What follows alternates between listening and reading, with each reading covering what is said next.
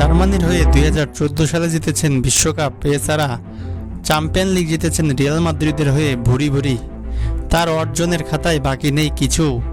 তারপরেও সারাটা জীবন একজন আন্ডাররেটেড খেলোয়াড় হিসেবেই থেকে গেছেন টনি ক্রুস। হ্যাঁ, বলছি টনি ক্রুসের কথা। বয়স 34 পেরিয়ে গেছে। তার চেয়ে অনেক বেশি বয়সে রোনালদো, মেসিরা খেলে যাচ্ছেন এখনও।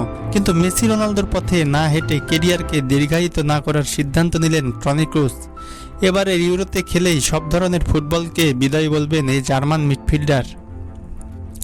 তার মানে এখান থেকে ক্লিয়ার হয়ে গেল রিয়াল মাদ্রিদের হয়ে চ্যাম্পিয়ন লিগ ফাইনালি হবে ক্লাবের জার্সিতে তার শেষ ম্যাচ। রিয়ালের হয়ে নিজের শেষ ম্যাচটি খেলবেন চ্যাম্পিয়ন লিগের ফাইনালে। সেই ম্যাচটি জিতলে নিজের কেরিয়ারে 6 বারের মতো চ্যাম্পিয়ন লিগ জেতা হবে টনি ক্রুসের। এছাড়া জার্মানির হয়ে ইউরো জেতারও সুযোগ আছে টনি ক্রুসের। জাতীয় দলের হয়ে এই শিরোপাটি এখনও অধরা আছে স্নাইপার খ্যাত এই ফুটবলারের। তবে ইনস্টাগ্রামে অবসরের ঘোষণা দেওয়ার পরে তিনি লিখেছেন, 2014 সালের 17 জুলাই রিয়াল মাদ্রিদের হয়ে যখন আমাকে পরিচয় করিয়ে দেওয়া হলো, এটি আমার ফুটবলার হিসাবে জীবনে তো বটেই, মানুষ হিসাবেও আমাকে বদলে দিয়েছিল সেই সময়টা। সেটা ছিল পৃথিবীর সবচেয়ে বড় ক্লাবের হয়ে আমার নতুন অধ্যায়ের শুরু। 10 বছর পর মৌসুম শেষে অধ্যায়টি শেষ হতে যাচ্ছে, তাই সেই সফল সময়টুকু আমি কখনোই ভুলব না।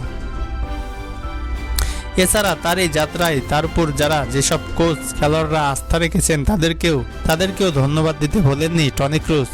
তিনি বলেছেন, আমি আলাদাভাবে ধন্যবাদ দিতে চাই যারা আমাকে আন্তরিকভাবে স্বাগত জানিয়েছেন এবং আমার উপর বিশ্বাস রেখেছেন। বিশেষভাবে মাদ্রিদিস্তা, তোমাদের ধন্যবাদ দিতে চাই যারা প্রথম থেকে শেষ দিন পর্যন্ত আমাকে ভালোবাসা দিয়েছো এবং আন্তরিকতা দেখিয়েছো। তাই টনি ক্রুসকে জানাই হ্যাপি রিটায়ারমেন্ট। ভালো থাকবেন স্যার।